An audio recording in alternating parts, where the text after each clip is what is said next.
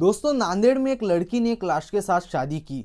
फिर से जात पात के नाम पर हमारे एक भाई की हत्या कर दी गई है। लड़की के बाप ने ही लड़के को घर से उठा के उसे गोलियों से भून दिया और बाद में जो हुआ उसे सुन के अच्छे अच्छों के रोंगटे खड़े हो जाएंगे। लड़की ने लड़के के घर में जाके लड़के के लाश के साथ शादी की और पुलिस प्रशासन से मांग की कि उसके बाप को फांसी की शिक्षा हो। देखिए इस वीडियो को और जितना हो सके उतना शेयर जरूर कीजिए।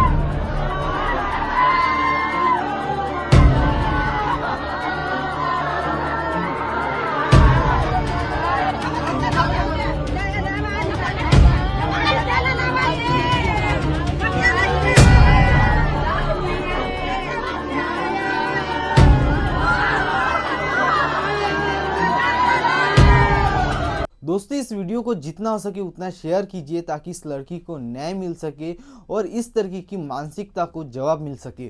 नमो बुद्धाय। जय भीम, जय शिवराय।